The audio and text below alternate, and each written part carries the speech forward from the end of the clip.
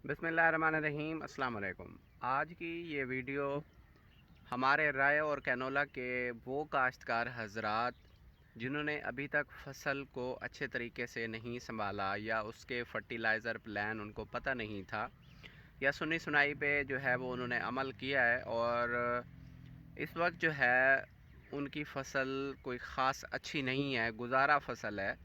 तो वो सोच रहे हैं कि जी अब इस वक्त क्योंकि फ़सल जो है वो तकरीबन फूलों पे आ रही है या पहुंच रही है या आ चुकी है, तो इस वक्त ऐसा कोई ऐसा काम कौन सा करें कि जिससे जो है उनकी पैदावार अच्छी आ जाए या उनकी पैदावार में 15 से 20% इजाफ़ा हो जाए। तो ऐसे काश्तकार हजरात ये वीडियो मुकम्मल देखें। देखें जी, ऐसे काश्तकार जिन्होंने अभी तक फ़सल को अच्छे तरीके से नहीं संभाला या उनकी फ़सल में जो है वो ठीक फर्टिलाइज़र प्लान अप्लाई नहीं हुआ, चाहे वो किसी भी वजह से नॉलेज नहीं था या पता नहीं था या जो है वो मौके पे आपके पास फिनंशियल इशू थे, मतलब कोई भी मसला जो है वो हो सकता है।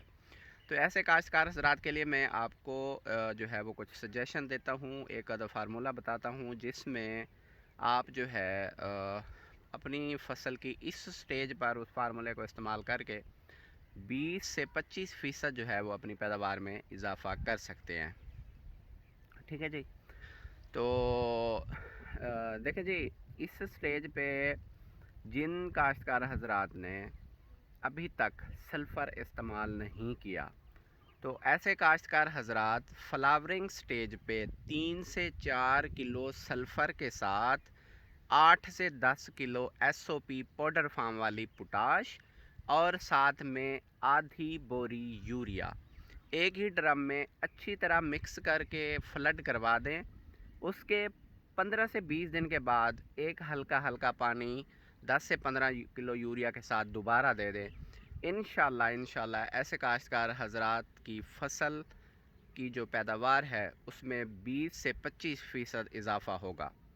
ठीक है जी। जिन्होंने पहले पोटाश या सल्फ़र इस्तेमाल किया है वो ये ना करें, लेकिन जिन्होंने नहीं किया, जिन्होंने अभी तक यूरिया पे या कोई डीएपी पे सिर्फ फसल को यहाँ तक लेके आए हैं, तो उन काश्तकार के लिए जो मैंने फार्मूला बताया है, ये फार्मूला उनके लिए इंशाल्लाह उनकी पैदावार में 20 से 25% जो है वो इजाफे का सबब बनेगा। जज़ाकल्लाह।